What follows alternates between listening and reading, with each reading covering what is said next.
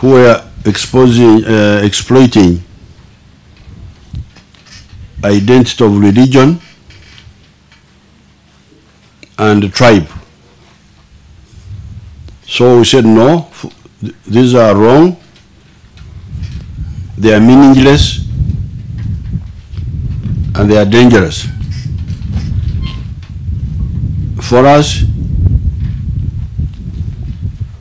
we don't look at identity of people, although identity is important for culture and for language, but we look at prosperity of people. We look at interests of people. What are the people's interests? People's interest is to be prosperous, to live a good life. And prosperity through production, not through parasitism. Not through depending on others, through working yourself. So that's why we said no. For us, in the place of sectarianism, we stand for patriotism. You love Uganda because Uganda is the one which is supporting your prosperity. The things which these people are growing here, which we are growing here, are sold in Kampala. And the people who buy them are all Ugandans. So that was our principle number one. Number two, Pan-Africanism. In order to ensure our prosperity, we should not only confine ourselves to Uganda, because the market of Uganda is not big enough. We must think of the whole of East Africa and the whole of Africa.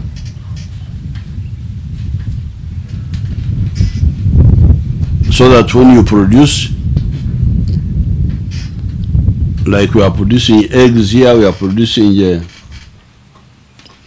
fruits, bananas, milk.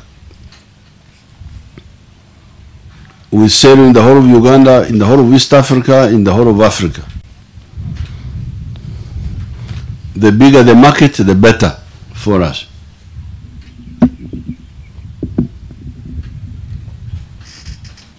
Therefore, our second principle is Pan-Africanism.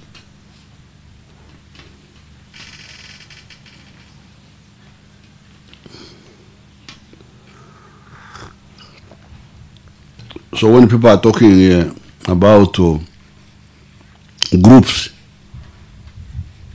Fengawa Ganda, Fengawa Nankole, Fengawa Abakatuliki, Fengawa Siramu, Fengawa Protestant. For us, we talk of Ugandans, we talk of Africans. Those identity issues are private to you, in your house, in your private. But for Uganda, we look at you as a Ugandan and we look at Africa, because we want Uganda to support our prosperity. Uganda can support our prosperity better than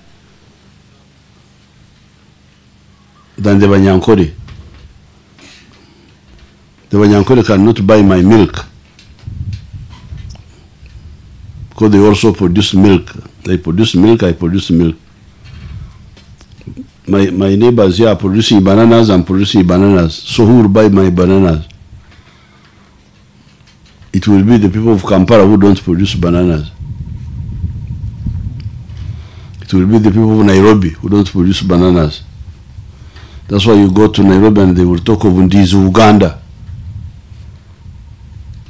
Because in Kenya they don't know this type of bananas. It is us. So Africa East Africa, Uganda can support our prosperity better than the tribes. That's why, therefore, our second principle is Pan-Africanism. The third principle is socio-economic transformation. The Africans must get out of the traditional way, embeera ey'obujajja, and live in a modern way. This means two things. First of all, education. That's why we introduce education for all. Even when we don't have enough money, as soon as we got a little bit of money, 1996, 20 years ago, we started UPE. You remember during that campaign, Mr. Semogere was just laughing at me. He was the one standing against me that time. And he was saying, unalimba senta nazijawa. Bona basomye senta nazijawa. And they said, no, we shall suppress other things, but we support education for all. Because in order to bring about socio-economic transformation, abantu okuva omu mbeera ey'obujajja ne babeera mu mbeera y'omulembe, to go from traditional way of life to modern life, the first stimulus is education. And as I speak today, the literacy rate in Uganda is 75%. As you saw, most of those people who are visiting, all of them can read and write, except very, very few. They stopped in P7, they stopped somewhere, but they know how to write.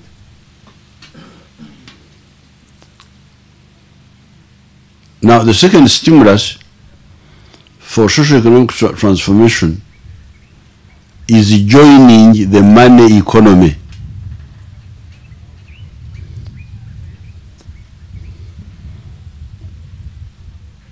When I normally see these economists of the government talking in the papers, the ones of the bank, the ones of Ministry of Finance, you should ask them something they call monetary GDP versus the non-monetary GDP.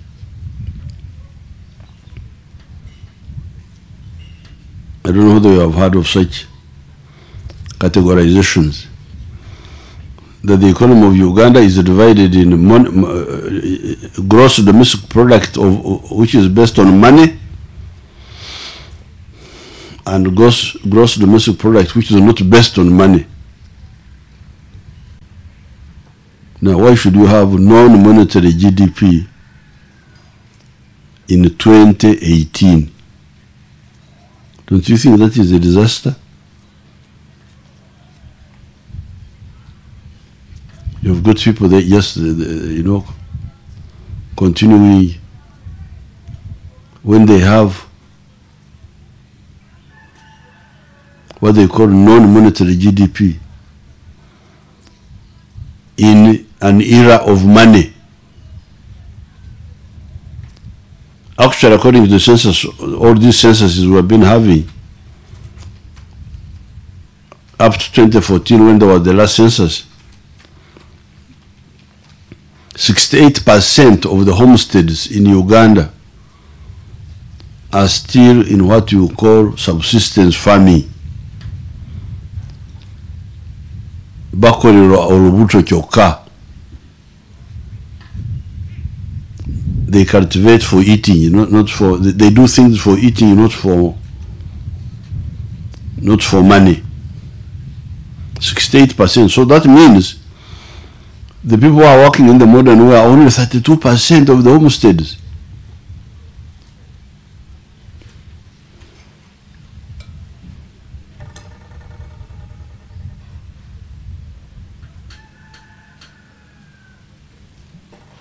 And this abstaining from money,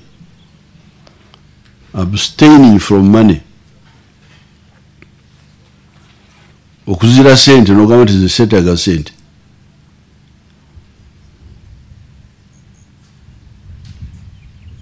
is either voluntary or due to ignorance.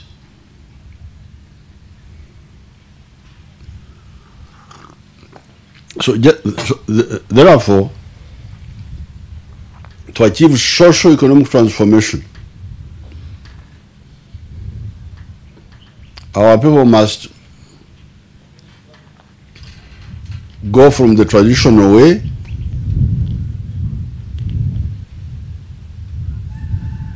and the traditional way means, first of all, as you hear, you produce for food, not money.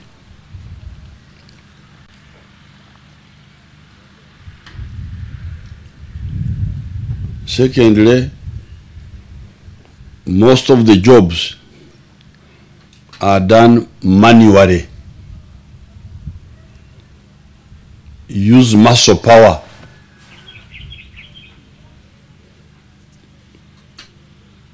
You walk,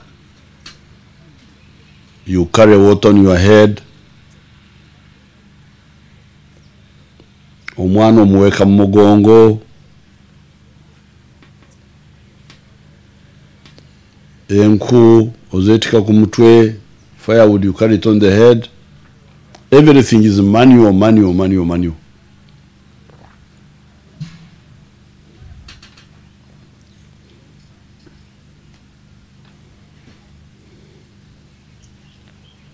Then of course there are other issues, superstition.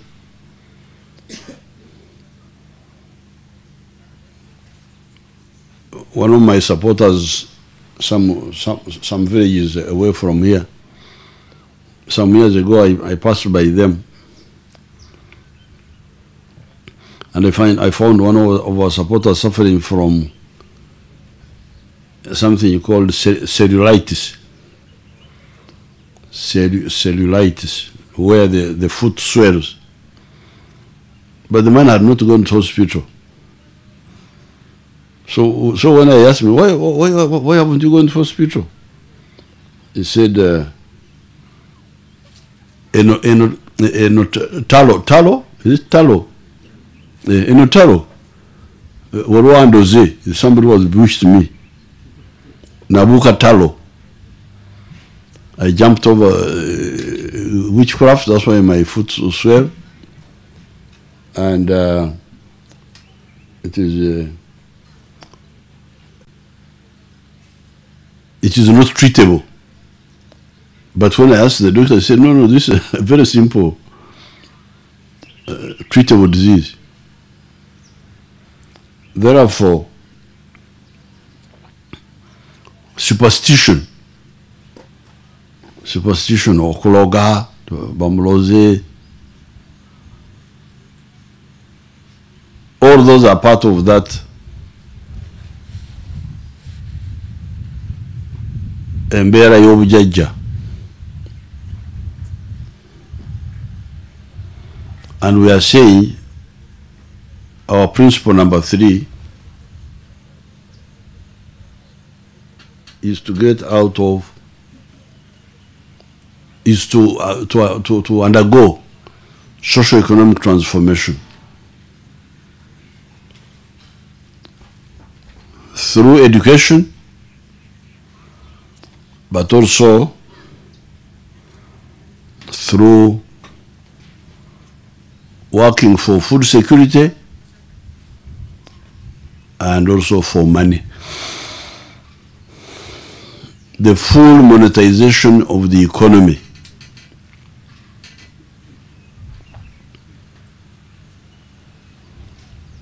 We have been talking about this for a long time because I studied this in 1966. This is 50 years ago. I studied it in Ankole that time, and I pointed out that those of Ankole had to change. They had to go from traditional cattle keeping to commercial cattle keeping. This was 52 years ago actually. And I had a lot of problems with the local chiefs there who wanted the people to remain like that. One of them told me, "Say, you young boy, you look at my fingers here. Are they the same height? Are they the same length?" I said, "No, sir." He said, "That's how society is. That's how life is. Some are short, some are tall. So you cannot have all people being your right. The poverty will never go away. Some will be rich, some will be poor." That's what somebody told me. And I said, "Sir, you are wrong." And some tell me, those cattle keepers, those Bararo, those Bahima, you think they can change? They can't change. They are like that. Mbaleke, you leave them the way they are. And I said, no, they will change. So I started with them in 1966, 67, up to 70. When Amin came in 71, then we had to go to fight for 16 years. And when we came back in 1986, I resumed with them. And if you go there now, I will invite you. You will go there and you will see. Those people have totally changed. They are no longer traditional, they are now commercial. Therefore, and when I experimented with that, when we came from the bush, I started experimenting with it from 1989 to 1995. By 1995, I was sure that all villagers can get out, can become modern, can become commercial.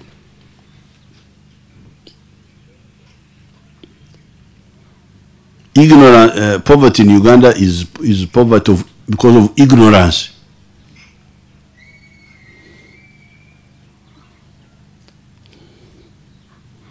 Mwegomba nyo ebyabazungu. You like European things. You go to Europe and find out how many families have land of even 1 acre. You go and do it on the internet. Find out. How many people in UK have land of 1 acre and above? How many people in the United States have a land of 1 acre and above? They are not there. Land in the Western world is owned by the rich people only. Maybe 10%, maybe even less. You go and since you say you are global, that's what you say. You are always watching European football. Somebody asked me which European football club I support. I thought it was an insult. I have never been so insulted. Like somebody who said, which European club do I support? Support European club. I am a footballer myself. If I want football, I play myself. I don't support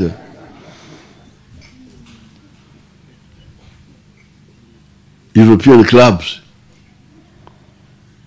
Since you have got time to follow European clubs, I have no time. I have not watched any European club in my life.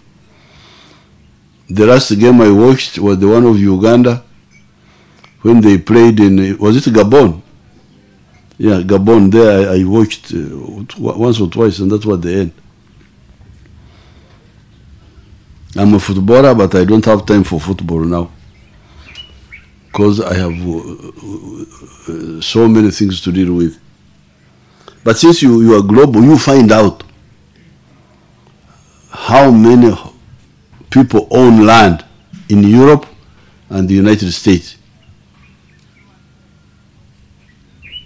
Here in Uganda, if so many people, you saw all those ordinary people who are visiting, they all have land.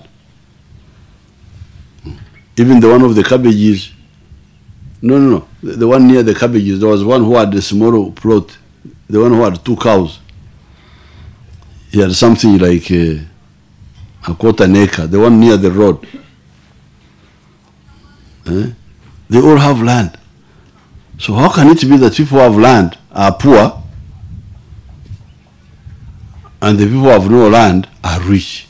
How do you explain this? The problem is ignorance. So therefore, in the struggle for socio-economic transformation, we had to fight with ignorance. That's why we had to sensitize people. Now, since people were not listening to the experiments I did in Ankole in 1967, then I started model villages later, model parishes. That's when, you remember, I decided to come here in Kaumu about 2016 and show that you can use 4 acres to generate a lot of money and get out of poverty. And you remember people were mocking me, they were laughing on the social media.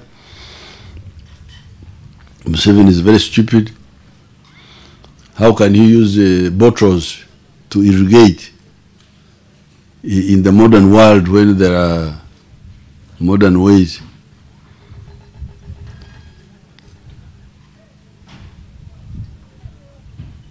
Now, 16 months afterwards, we are now here, and everything we started has matured. You can see the products there. The fish farming, from half an acre, we have found that we can get 64 million shillings a year.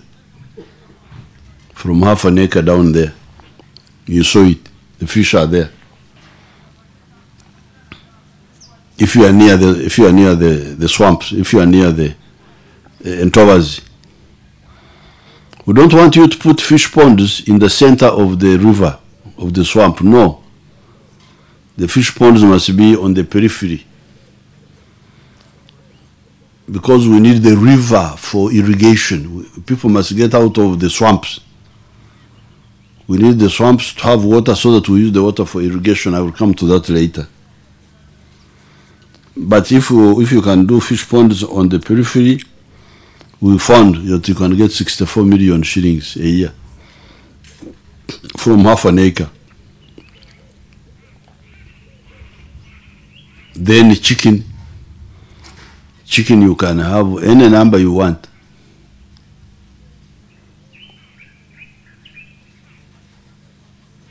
In Kanungu, there's a boy who was selling 150 trays of eggs per day. Even here in Nigeria, I want you to scale up so that you sell many trays a day. I know Nigeria tried to be modest because she wanted to do what the locals can imitate. But the locals must know that there's a lot of money here. That's what they should know. So you should have many chicken and have many eggs which you should sell to show the potential of the land. The eggs are there. You saw the coffee, which would soon be, it has already flowered. It flowered at 12 months instead of 18 months because we are irrigating here. And initially we irrigated using the water bottle. But later on we did water from the Valley Dam. And we are irrigating. So that's why our coffee flowered at 12 months instead of 16 months. You saw the mangoes, you saw the pineapples, you saw the passion fruits, you saw the bananas, then the mushrooms, which are just grown in a house.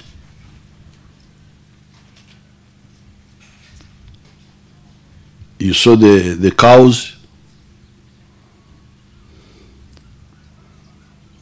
We didn't see pigs. We didn't have pigs here ourselves. It was the villagers who have pigs, our villagers. So, what we are telling you is that all families in Uganda must go from subsistence, livelihood, especially farming, or olubuto kyokka, and they should go to commercial farming, so that we all join the money economy. We all become part of the monetary GDP.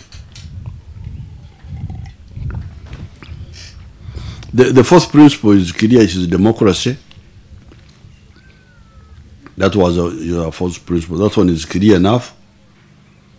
Some people have misunderstood democracy to mean abusing people, to mean telling lies. But our democracy is telling people the truth. So therefore, we are here, therefore, to look at principle number 3, the struggle for socio-economic transformation.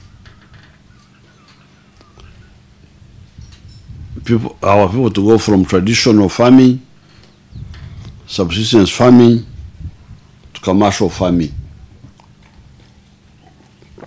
And then other activities, working in factories, working in services, working in ICT,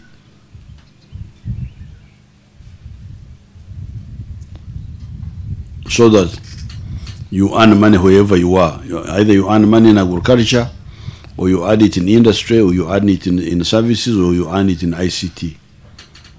Or you work for the government, public service.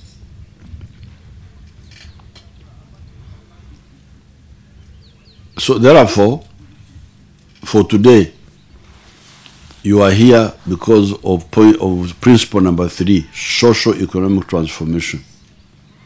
Struggling for socio-economic transformation.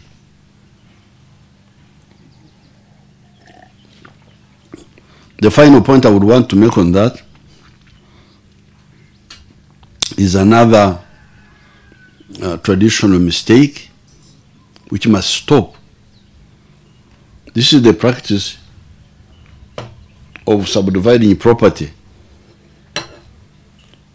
Whenever the head of the family dies, physical subdivision. This is very dangerous, especially for land, but also other properties.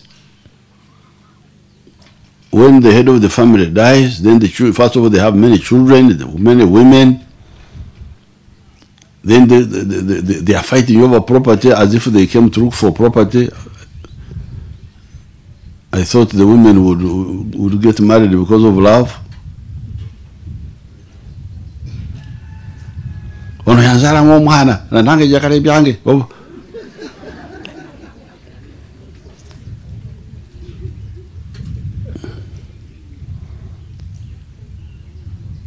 Are you running for property or for love? I thought it was love. Oh, if I don't be near you, I will die. That's what I thought you.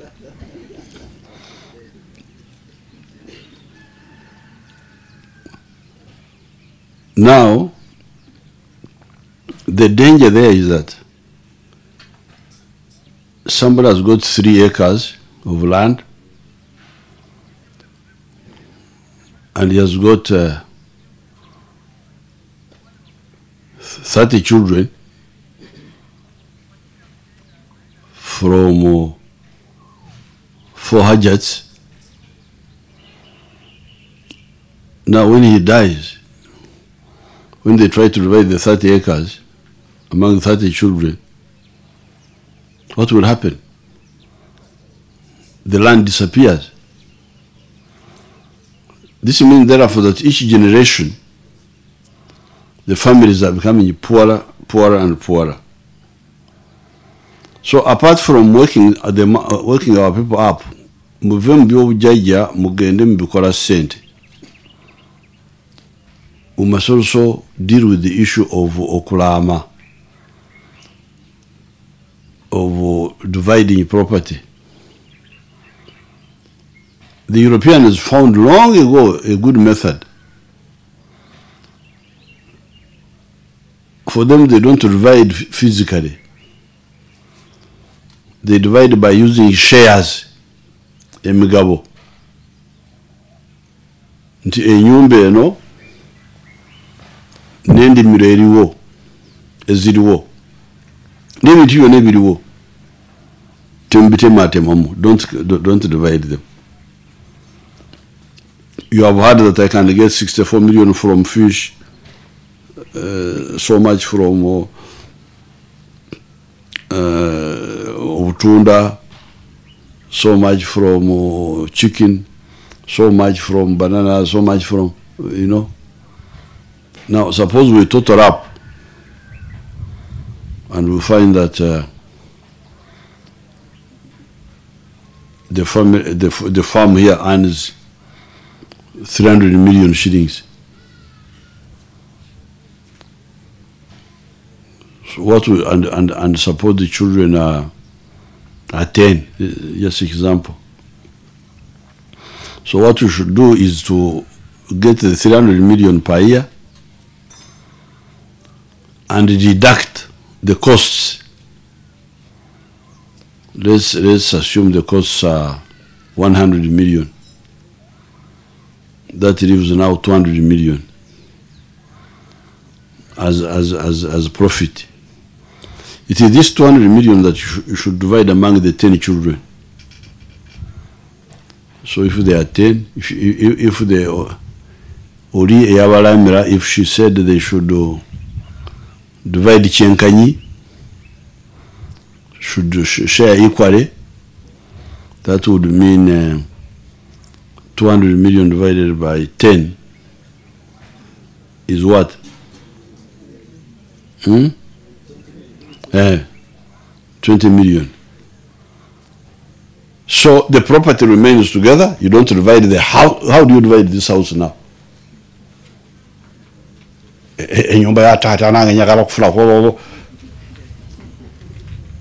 What do we do about the house? The house is one. What do we do? How do we divide it now? What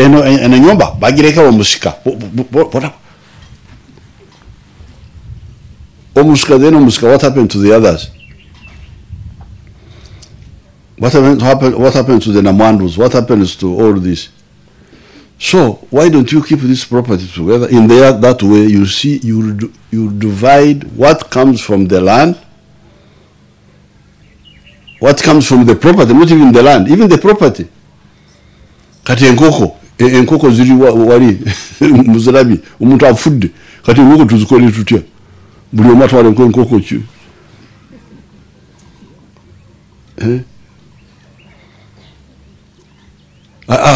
ate enyumba y'obutiko tuyikole tutya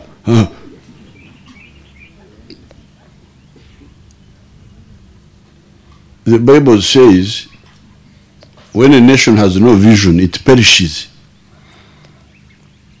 This lack of vision must stop. Otherwise, people will end up in a very bad situation. So, my appeal, the NRM appeal, all these years has been, please, apart from peace, of course we are to bring peace, stop these who are killing people, stop the people who are dividing people. But on the issue of socio-economic transformation, we appeal to you first, get out of Embera Eyobujaja, traditional way of life, get out of that and join the modern way of life. And the way to do it is, one, through education, but secondly, also through engaging in commercial activities that are profitable.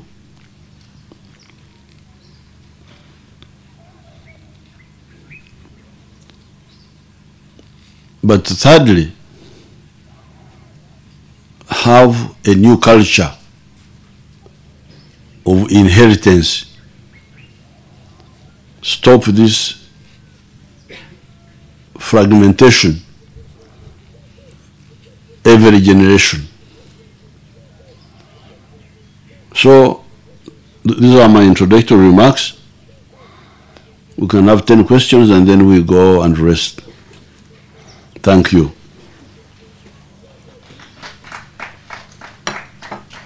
Thank you so much, Your Excellency. Can we have Azam TV first for Swahili? Anybody else? You can come and line up here.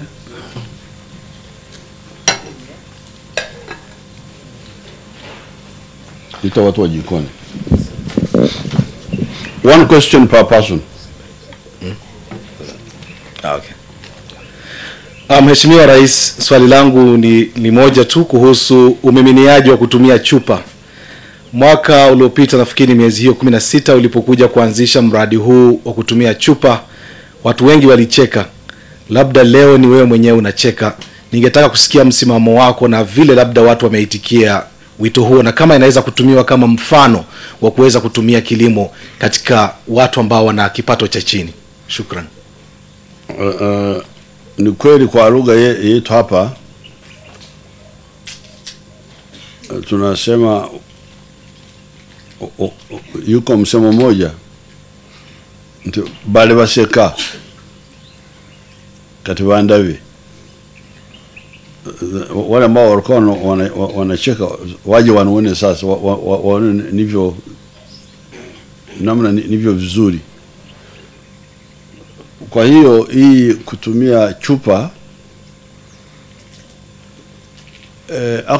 ni hali ya kisasa sana, kwa sababu kumemea maji ni kwa aina mbalimbali.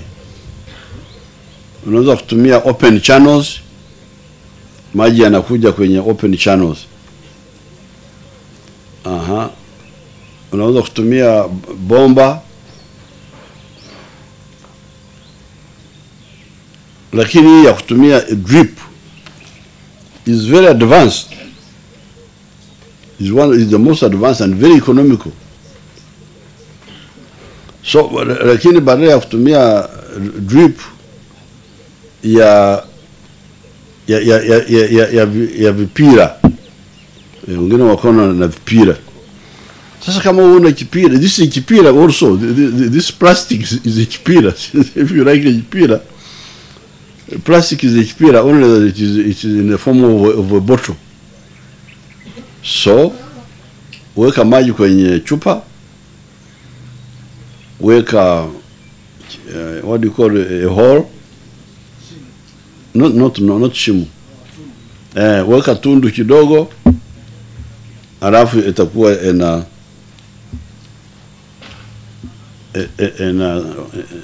etonya. And as you saw the other person there, was it the lady? The one, oh yes, the one who was explaining that during the day they don't allow the drip because the water is hot because of the sun and the hot bottle. They wait at night and so inaweza kufanya kazi, inaweza kutusaidia, especially for maybe for mangoes, for what do you call this, maize, that may be difficult, lakini kwa hii vilime ambavyo viko na muti, they are very simple, you can put. Imefanya kazi hapo, yote imekuwa kwa sababu hiyo. Ndizi, kahawa, all of the yote imekuwa kwa sababu sasa hivi ni changazi, lakini unaona vimea vyangu viko vizuri. His Excellency, my name is Abubakar Mwange from China Global Television. Researchers say Africa is not producing enough food for its people, despite the fact that we have fertile soils and water bodies for irrigation, and the demand for food is going to increase by 2020. His Excellency, what could be the problem and what could be the solution? Yeah, the problem is what Msoga calls okulambara. That is asleep. Waafrika wamelala. They saw much lack of production, and you are now getting more confused. You watch bad habits from outside, because for us, we are struggling with the Obujaja. Among those Banyankora was struggling with them. Please stop looking after cows in the old way. Do it in the modern way. And that's what I'm struggling with here. Abantu bange very well, don't muve mbyobujaja mujumbire ebyomulembe. But now foreigners are coming and telling you that first of all a man should marry a man, a woman should marry a woman. Ekyo nakino kibeerawo numbeeramu ebyo. Then you go to all sorts of confusion.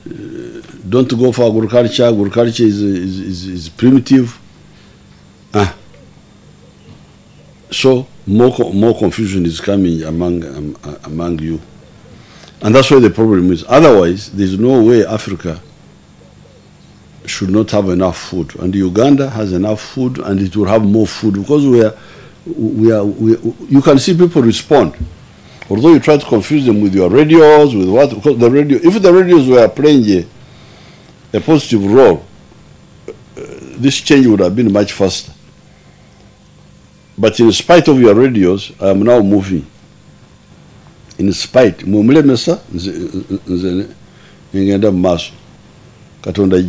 the end, entambi zamwe zonna ngenda kuzitereka nzirete tiraba abalabe ndaba abalabe byo bali bagamba naye bakati je tutuse. So the problem is just attitude. It's a wrong attitude. It's not anything. It's not Africa has got everything. Africa is the richest country in the world.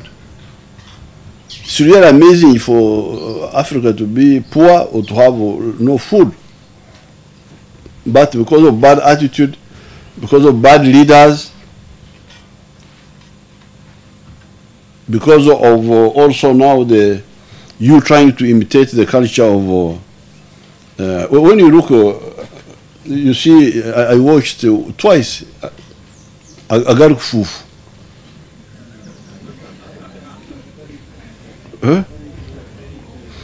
Agari kufufu. These young children are there talking nonsense. Befura ngaba siru ngaba tani chenani.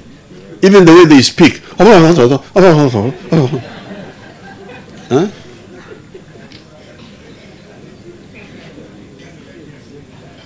Nibagamba nke from Tuma. Nibagamba nke from Tuma. They talk as if they are. Why can't you talk properly? Abambe for America. Why can't you talk like the way you talk normally as a normal Ugandan? You are born here and you go to America for 2 weeks, you come with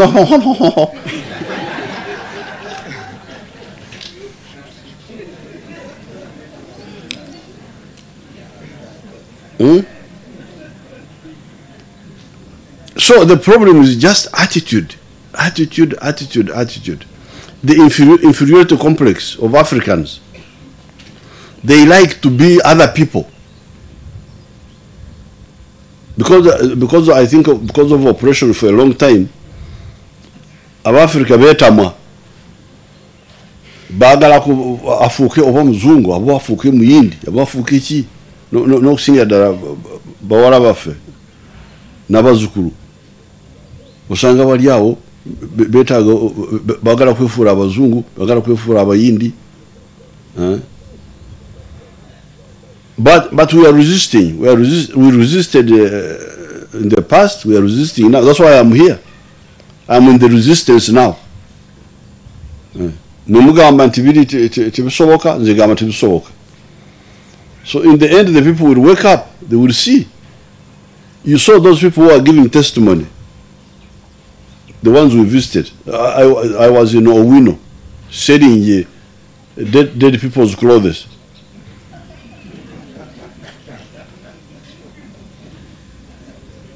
Engoyo z'abafu, the ones who died in Europe, somebody dies, they get clothes from, they send them to Africa to put on. You saw them, they were giving testimony. I was in Owino. But when I heard about this project, I came. You had the other one who was I don't know where, Waise, in Mukatare. You saw them, they are coming. So the resistance is on. The confusion is going on, but also the resistance is on. So, if you want to kutwega tako, you are welcome. If not, katonda jari agenda kutwata ngabo yakola emabega yonna. Okay? Thank you, Excellency. My name is Moses Kidandi. But talking to the question of food production, this year Uganda produced 5 million tons of maize. There's so much surplus now. That's why the price has gone down. I had to contact His Excellency Kenyatta to see whether they can buy some of the maize. Sukari ijudde. So much sugar. Production is not a problem. It is just the mentality. Your Excellency, my name is Moses Kidan. I work with the Capital Radio and Beat FM. It's unfortunate that the Minister of Education is not here, but you can respond to my question because you are the fountain of honor. I wanted to seek your opinion on how schools can help, because you talked of transformation, on how schools can help to foster this initiative, because now you cannot have all these model farms in each and every district. But through education and other education institutions, your dream, I think, can be fulfilled. So I don't know whether you have any positive opinion on the curriculum development, because the minister recently said that they are reviewing the curriculum on whether they can include some of these initiatives. Absolutely. Because we are still studying priories. Our students, I think you also studied the same. It cannot help us here because there are weather changes and so on and so forth. I'm seeking your opinion, Your Excellency. You're absolutely right. And a reminder, Capital Gang, Your Excellency. 5th reminder. You had promised to come. Capital Gang? Yes. Oh, okay. Now, this is the one of William Pike. Yes, Your Excellency. Now, You're absolutely right. We are reviewing the curriculum. We had very many meetings, but we didn't conclude. We had to do a number of other consultations. First of all, we want to reduce the subjects which these people have been imposing on the children. I think the subjects are now like 40-something. Now I want to reduce them because in our times, for O-level, you would sit for a maximum of 8 subjects and a minimum of 6. But along the way, some geniuses came along and it caused so much confusion. So we want to reduce these subjects, and then also the topics, what is taught, the syllabus. We are working on it. We'll have to produce a syllabus which is relevant, which is the same principles. Because you see, if like when we are talking of science, science is natural laws, the laws of nature, which are global. They are all over the world. But the way they are taught, you should teach them in a way which can be understood by people of the concerned background. When you are teaching electricity, why can't you use so many examples, including the lightning? Lightning is electricity. Why can't you use this to use examples of kunyonyora?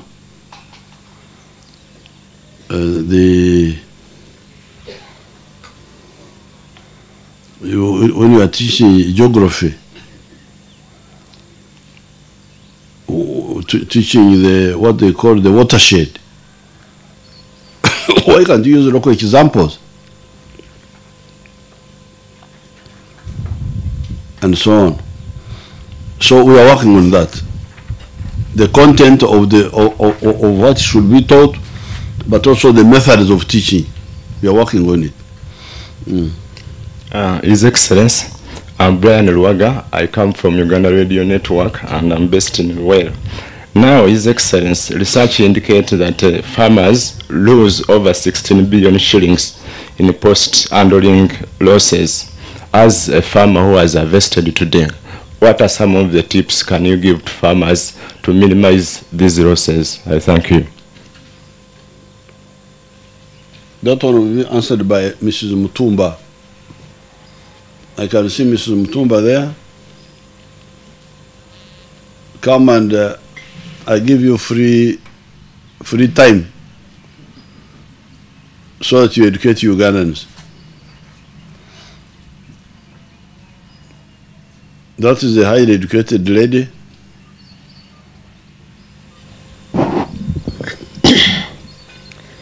Yeah, thank you, Your Excellency. How can you minimize post-harvest losses? How to minimize post-harvest losses? Yeah, first and foremost, government these days is promoting value addition. This is one of the ways that can be taken to reduce post-harvest losses. For example, for the president here, what he has harvested, passion fruits can be, we can add value to the passion fruits by processing the same and get juice. The bananas can also be processed.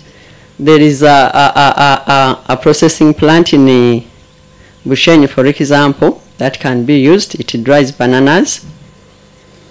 Pineapples, the same, they can be also processed. So one of the ways is to process Another way, there is also a problem of poor handling of the produce at farm level, and this causes around 30% of losses if not really addressed. Maize, you find some farmers do not dry maize appropriately, and the value is lost in such ways. Even the weight is stored. So other ways and strategies of addressing that problem is the proper handling right from the farm. You harvest when the produce is dry for cereals, and then you store well, because storage is another issue, another challenge that farmers face. Good storage, proper storage of the produce, and the extension should come up to train our farmers in doing this. And those are some of the ways of addressing losses at farmer level: storage, proper harvesting, value addition. Thank you. Okay. Dr. Kasai, would you like to say something here for the benefit of educating these uninformed informers? How somebody who's uninformed can inform other people is really a miracle. Your Excellency, post-harvest losses actually cheat us of whatever we produce. Can you imagine if you are producing 100 kilograms of maize and you lose 40%? You turn that into money, it's a big loss.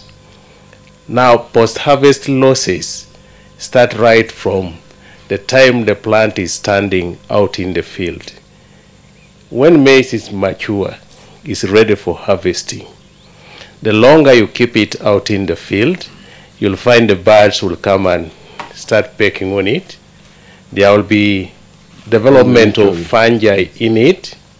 So timely harvesting reduces post-harvest losses. Because if a mold grows on your maize in the field, by the time you bring it home, you'll actually put that one which is discolored out of what you are going to sell. And if you harvested at physiological maturity, when the crop is ready for harvesting, then you actually control those losses. Now, the way you handle your produce from the field, bringing it home, also matter.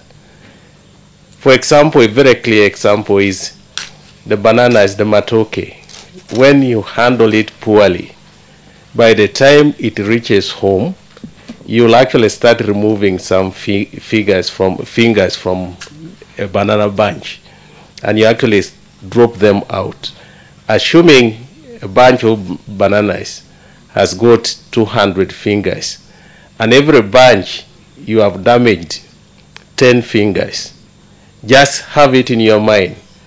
How much money are you losing from 100 bunches of bananas? So the way you handle the bananas, the way you handle your produce from the field to a place where you are going to do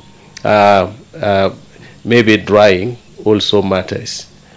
Now, when you bring it to where you are processing it, you must handle whatever you have produced in your household and make sure that it is not again exposed to birds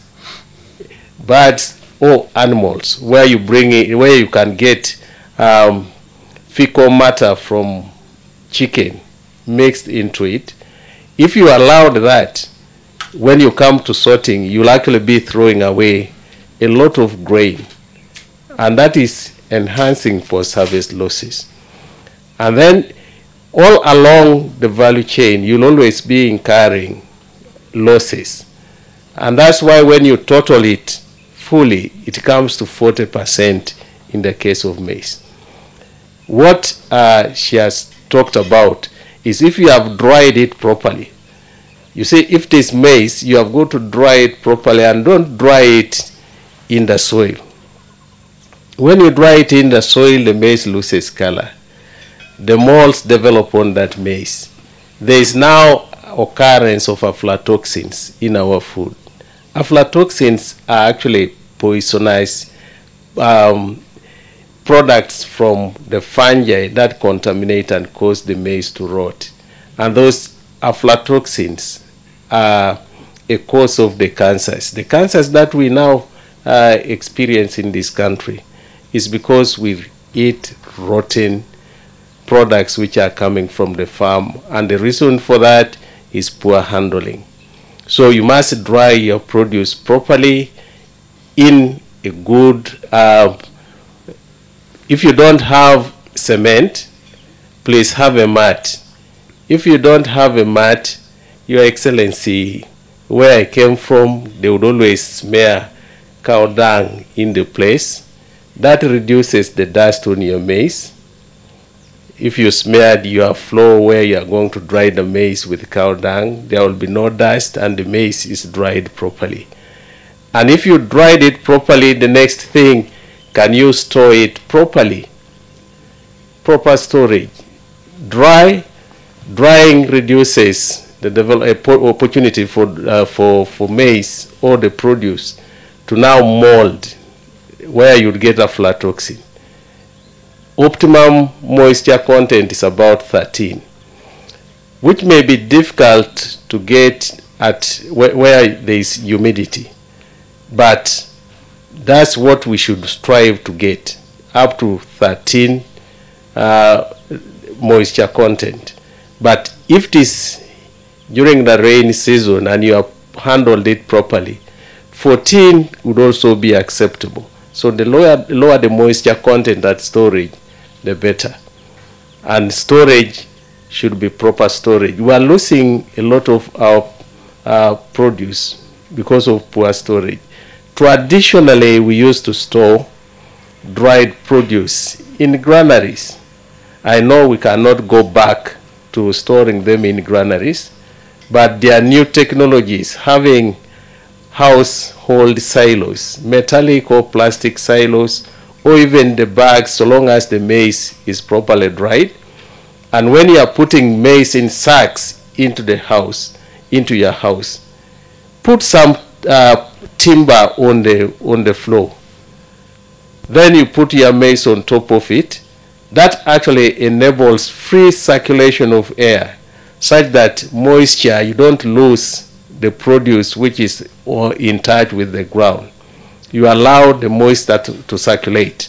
You have gone to stores where you see maize put in lots, and in between the lots there is free space. That one is to enable free circulation of the air. That enables keeping the moisture as low as possible. But we have got to be very careful. Even if you do that, there are normally incursions of pests, storage pests, like the weevils, Cytophilus, those ones who know it. The weevils, in the case of beans, in the case of the maize. We have also to take care now, even if you are dried, you have got to control storage pests in your maize. And that's not very difficult also to do. You know, you can do fumigation. Fumigation is using, even if you put, say, smoke into the produce, you actually chase some of the weevils which would cause deterioration of your product in that level. And then, if this is stored properly, if you don't market it, which would actually advise everybody should not market the products at that raw form, you should endeavor to get into the next level. How do we add value to our product? But if you followed what I have explained right from the field, in reality you are adding value without changing form. If you have taken your bananas, handled it properly, you'll find the price which you are selling, you'll sell your bananas will be higher than somebody who has handled this banana badly. If you store it properly, you are still adding value. Then you get into changing of form, which is now getting to the next level, processing, and then you get the other products out of it. In summary, this is what I would say. Very good. But the question, Dr. Kasai, why can't you write a manual translated in the local languages for our people how to follow? And even the people can buy these booklets, we can have cost recovery. Why can't you do something like that? Your Excellency, what I'm talking is actually written. The next challenge is actually to translate it to simple versions. Okay. The scientists have written what I've talked, but in a complicated language. We need to bring it down and then translate it. That information is available, Your Excellency. You work on that. We shall have to work on that. Okay, sir. Thank you. Hmm?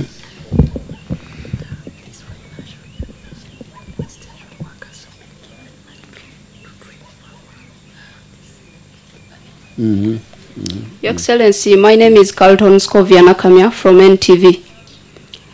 In the past few weeks, there was a number of debates going on concerning sand mining, and specifically from Lake Victoria.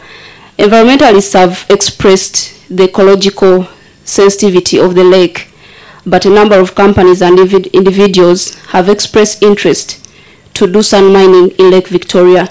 Your Excellency would like to know, to have your opinion, is Uganda ready to go into Lake Victoria for sand? Thank you.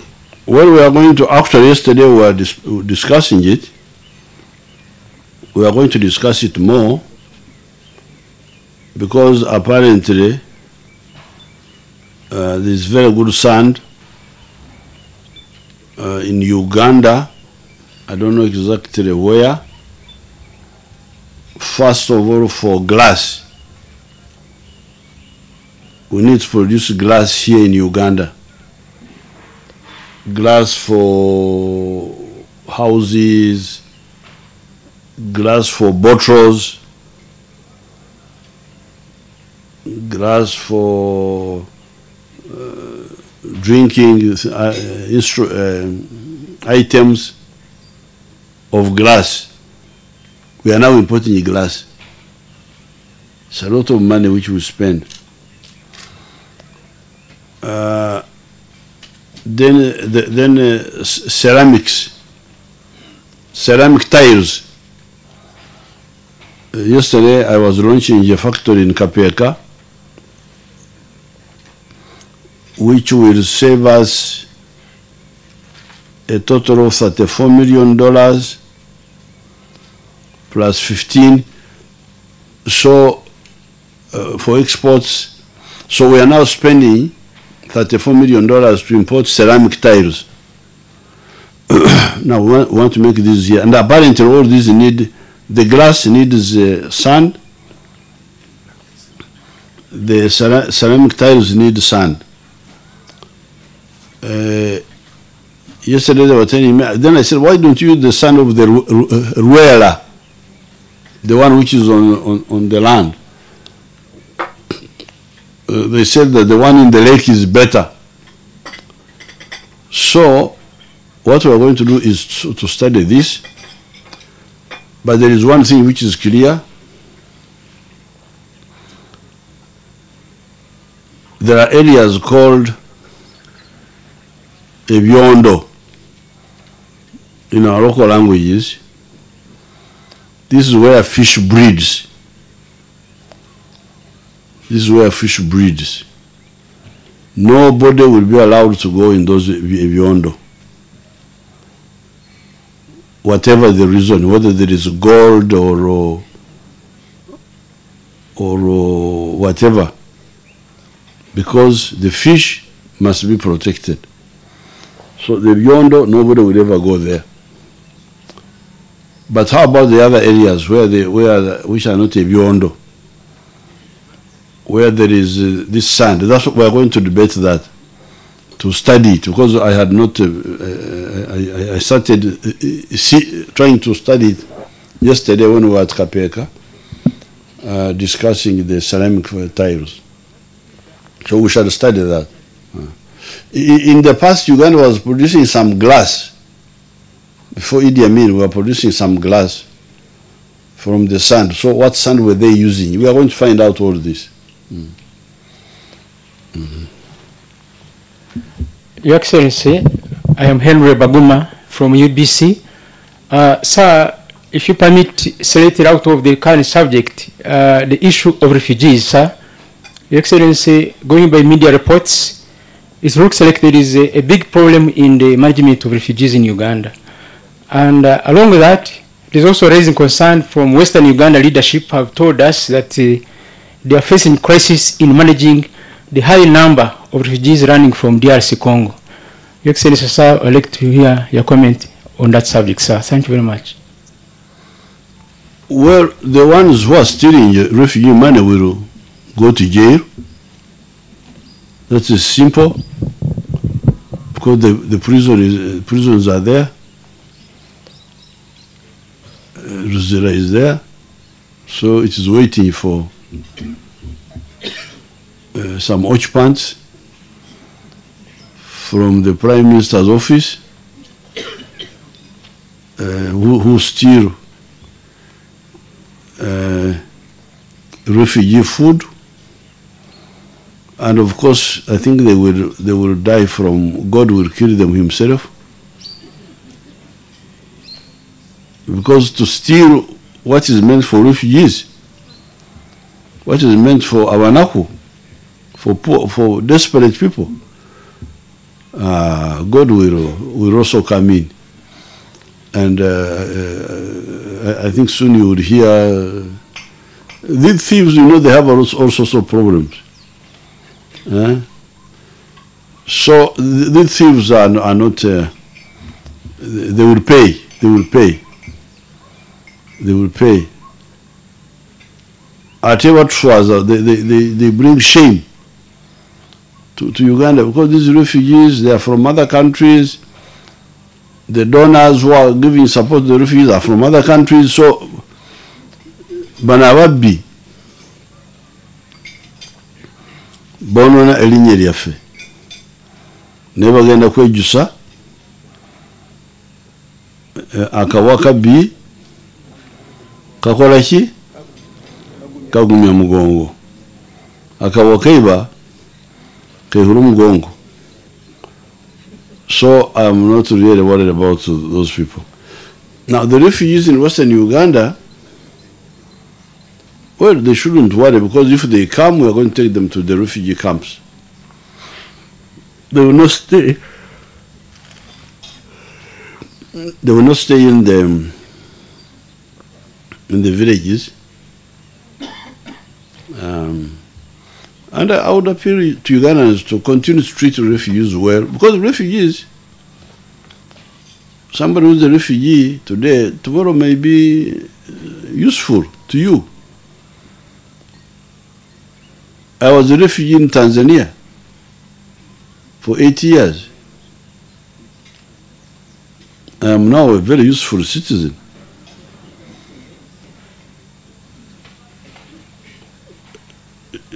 Now, a young quarter will be in Tanzania when I was a refugee.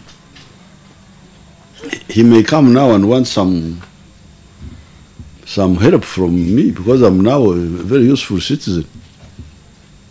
So refugees abo mbakwate bulungi, kubanga bwe baddayo mu mawanga gaabwe bayinza nabo kutusakira. So when we are handling refugees well, it's not just kisa for compassion for them. It is also policy to expand our mikwano. We remind you the four questions. So the other, Okay, I will say 12 now. So, no, younger Mugabe oli. Your Excellency, I'm the last. Oh. Permit me kindly, Your Excellency. Oh, but that's not principled. Once I've cut off. Okay, Katonda Yari. Your Excellency, I'm Ronald Mayanja Kagongolo from Dream TV. In your address, you did mention, especially on principle number 3 on socio-economic transformation, you mentioned on education. But currently, there is a vice of examination malpractices that leads many poor Ugandans lose their school fees by paying when UNEB confiscates the examination, the results. We would like to get your comment as the head of state on that problem. Thank you. Actually, yesterday, the Minister of Education, before I came, she was even talking of setting up a special police force to deal with these examination leakages. We can set up a unit to really discipline these people, like we did for the fisheries had been finished on Lake Victoria, but we intervened. We intervened with the army and we burnt the nets of the thieves. We blow up their houses, confiscated their vehicles, and they were crying, "Oh, please remember." So you said, "No, but you didn't forgive us. When you were destroying our fish, you didn't have mercy on Uganda." So abantu bano mutuwagire tubakole tubakambuwalire tubakambuwalire bagenda okwonona ensi yaffe kubanga like this education is not only education for us, it is actually an export. Many people from South Sudan, from where they come and study here. You may find that we are earning more money from what we call services, like education, for instance. How much money is it bringing in? It may be bringing in more money than tea or something like that. So these people who spoil our record on examination and all that, they are really enemies in a very serious way. And we cannot tolerate that. Awekitiibwa neyanza nze Robert Neswe Kayongo nkola ne BBS Telefina. Awekitiibwa watandikawo ekola y'okulima wano n'ekigendero eky'okulaga abantu nti osobola okukozesa ettaka ly'ettono ly'olina n'olimako ebirime ebiyinza okujja mu bwavu. Naye mukadde kano pulezidenti ekibbaata akakikudde nnyo mu bitundu by'eggwanga eby'enjawulo. Ettaka abantu kwe bandibadde balima ebirime lyongedde okutwalibwa abantu. Ate ebirabikako mu kakiiko ke wateekawo ak'ettaka k'omulamuzi Bamugemereire biraga nti ofiisi abantu mwe bandiddukidde okwekubira enduulu ku babbi b'ettaka ate ze zisinga okubanyigiriza. Omuli ez'ebyokwerinda, Ministry ya Lands ne ofiisi endala eza gavumenti.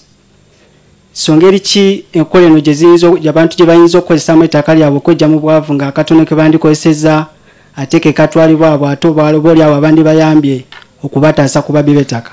Kale. Now, the Bamugemereire Committee is a judicial commission of inquiry. I did it deliberately. This is because a judicial commission of inquiry is very lethal.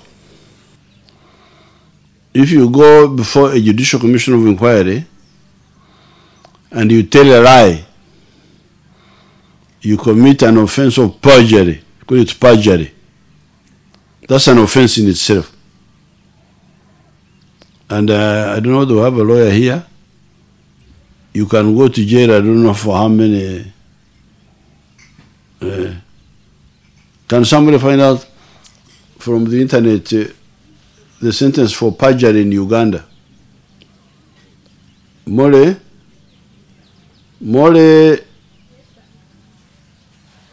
find out the sentence, the punishment for perjury. So, if you get information, we shall summon all these people and you give it to Museveni.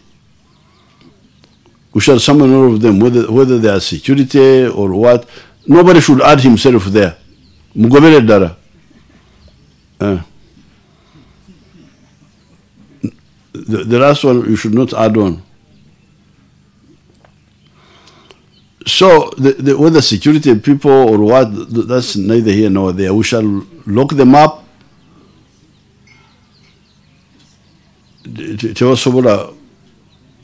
Mumbalope, you will see what will happen. Or you go to the Bamugemiri committee and you expose them. So much. Thank you so much, Your Excellency. My name is Jagenda Semakula Zikusoka. I work with UBC TV and Impact FM radio station.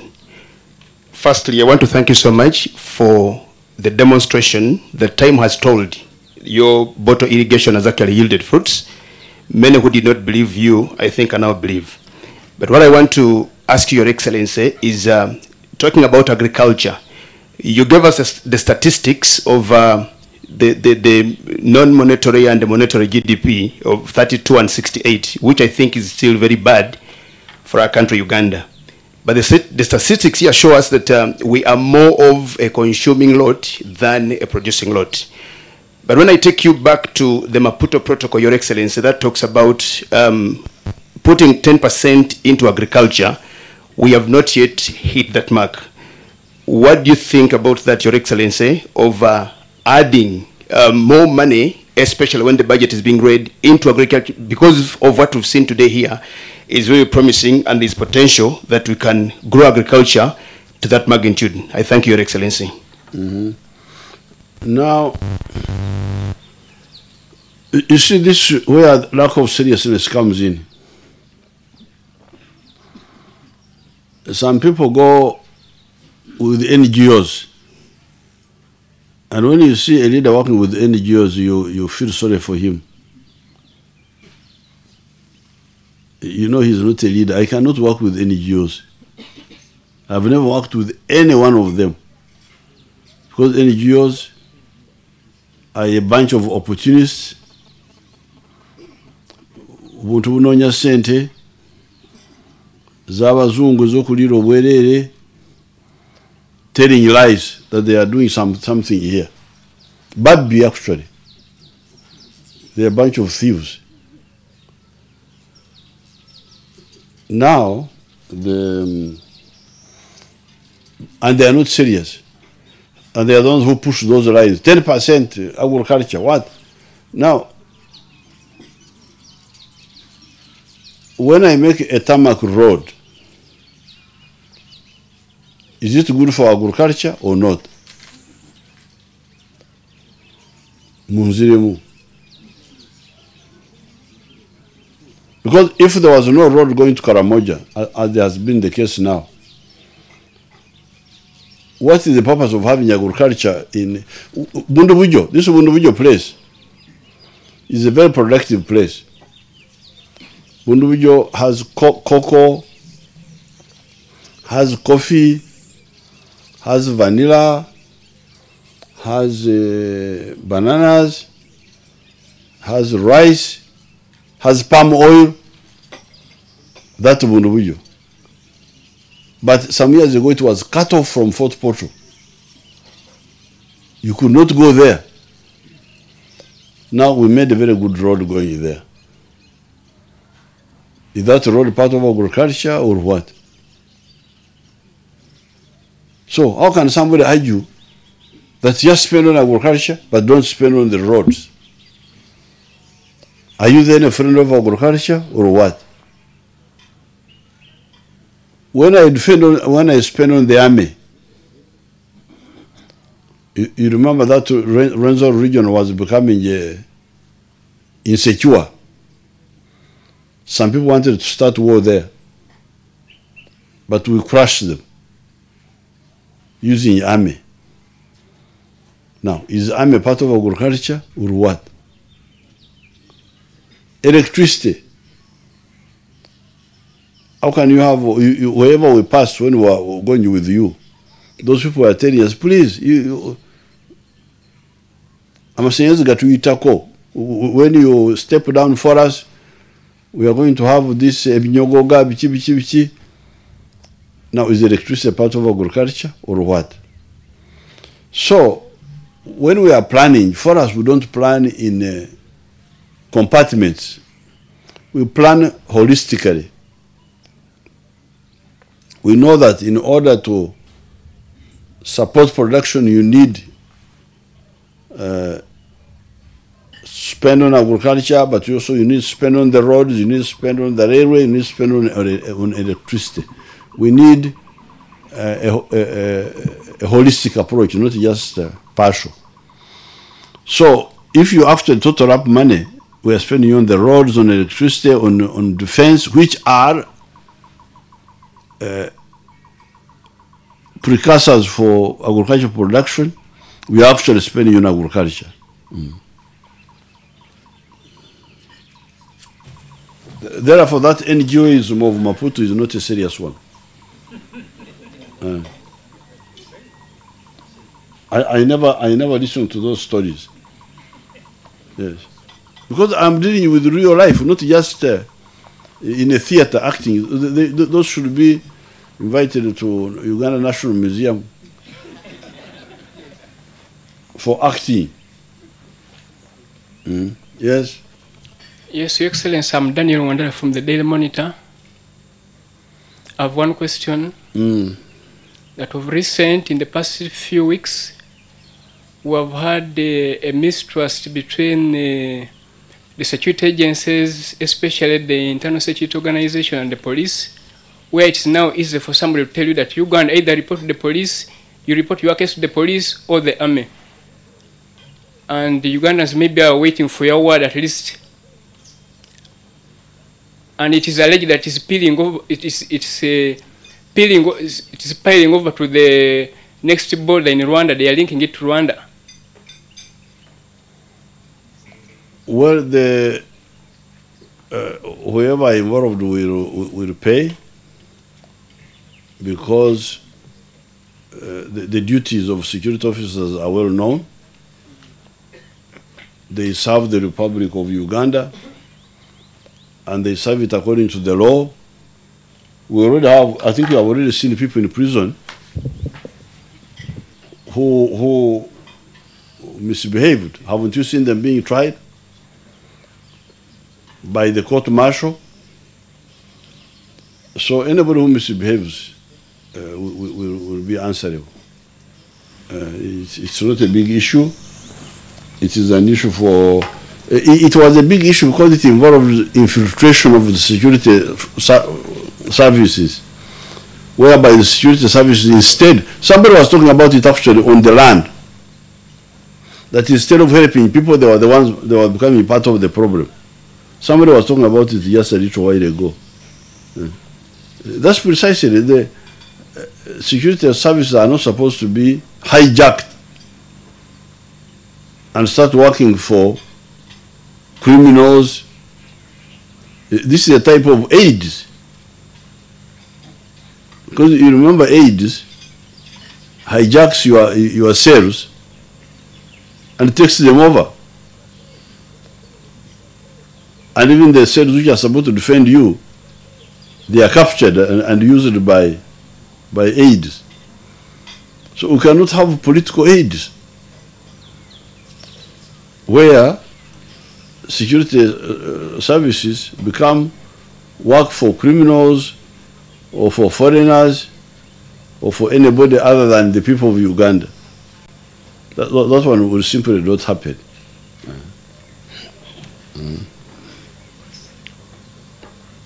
Your Excellency, I'm Chief Jamiru Chabasinga. I work with Delta TV. These days there is increase in the fuel prices within the East African countries. How is the East African community going to do to this problem? I haven't studied that. Does somebody know? What is the cause? I saw people talking about it, but I had not followed it up. I think I would ask the Minister of Transport and then give you an answer through the radio. That one I need to find out. Your Excellency, my name is Kasato Fred. I work with the CBS Radio. Your Excellency, I've been asked by my colleagues to kindly ask you to do for us a summary in Uganda on 3 issues. 1, mukamwango osobodde otya okutuuka ku buwanguzi mu mwaka ogumu n'ekitundu byomaze kufaamu eno nga bannayuganda abalala kibalemye gwe twagala otubuliro kituuseeko otya.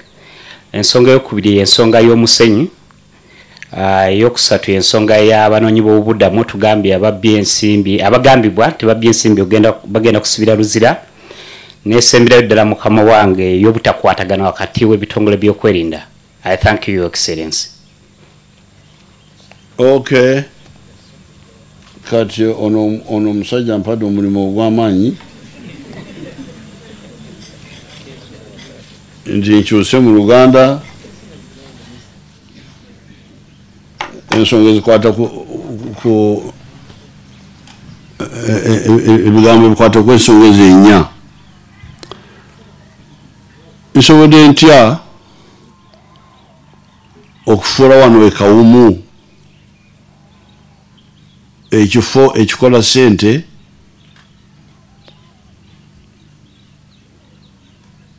wadde nkoledde awatono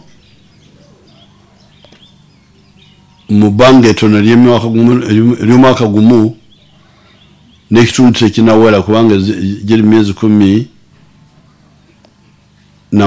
which means ekitegeeza nti omwaka gumu n'emyezi 4.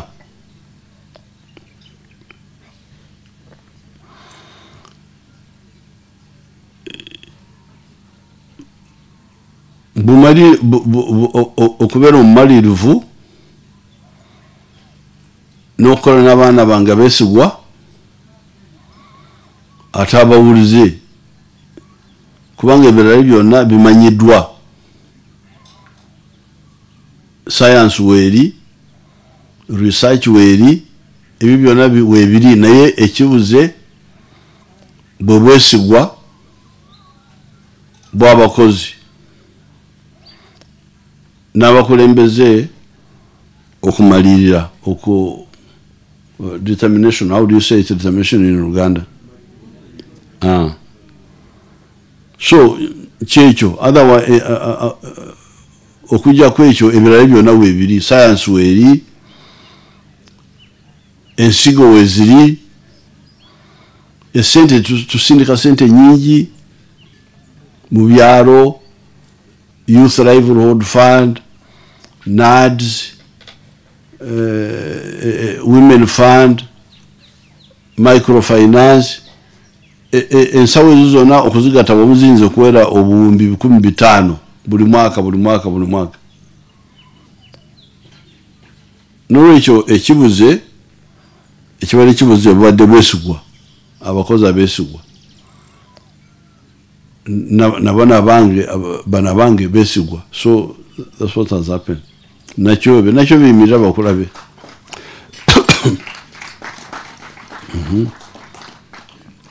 Nakyo oyo mwana wange namulaba akyali muto nakati tanaweza emyaka 5 kati naye mbadde naye okumala emyaka mingi mukozi wange. Naye ekyokubiri ekikulu kwe kusemberera ab'omu byalo kubanga abamu Yesu lwe yasalawo okutujja mu bibi teyasigala mu ggulu, yasiibula kitaawe n'agamba nti kangende nsemberera aboonoonyi bano. Singa yasigala mu ggulu neteetowaza nayingira mu Mariamu omanyi Mariamu yetowaza nayingira mu lubuto lwa Mariamu nazalibwanga omuntu wa bulijjo omwana wa bulijjo omukiraro kyente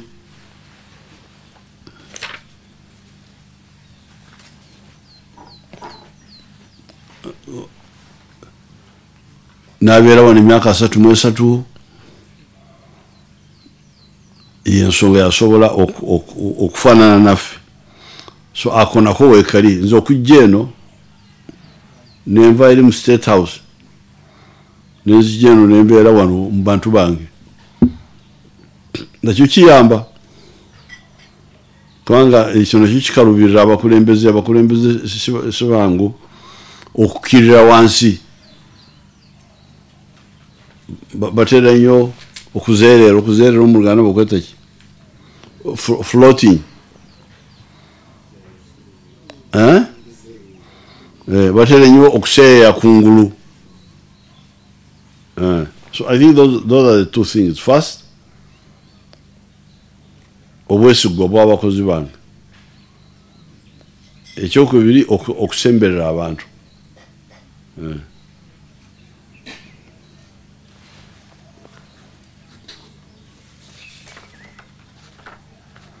Omusenyu nga wengambye omusenyu oguli mu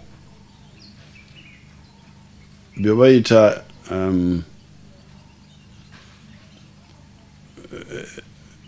ebyennyanja webibikira babiyita ebyondo, bye bayita ebyondo oba Oluganda temulumanyi. Waliwo ebyondo, waliwo ebyema, ebyo ebifo mu nnyanja tetusobola kukkiriza omuntu kukoleramu ekintu kyonna, naye tulina okusoma okumanya ebitundu ebirala ebitali byema, ebitali ebyondo, kikosa ki bwe tujjamu omusenyu tugenda kukyekenenya ekyo, kubanga twetaaga omusenyu ogw'omu nnyanja ku lwa glass manufacture and also ku lwa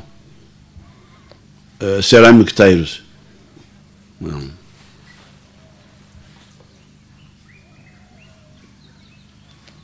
Abanoonyi b'obuddamu ababbi ekigambibwa nti abantu baffe babba esente za abanoonyi b'obuddamu, ekyo kisera nno era mbasaasidde ababba esente z'abanaku.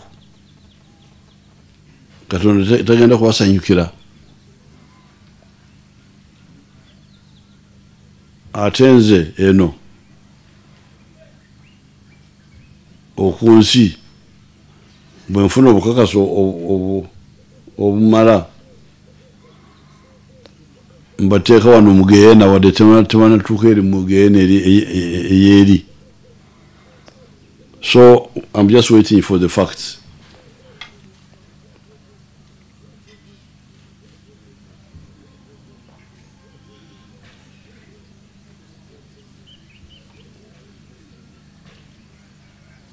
Wabadde ensonga endala? Security, ebitongole ebirwanagana. Ebitongole tebirwanagana.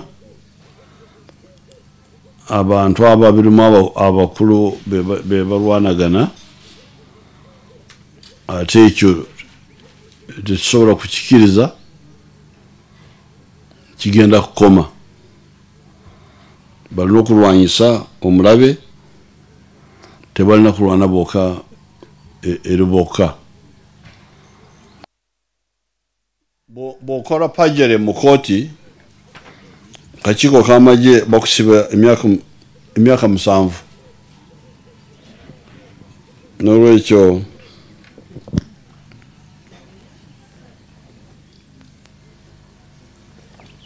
ku bbeeyi y'amafuta bagamba nti bbeeyi y'amafuta y'ensi yonna etandise okulinnya waggulu, so kiva bweru kiva mu nsi yonna ebyamafuta bbeeyi okweyongera. Kale mwebale. Very good.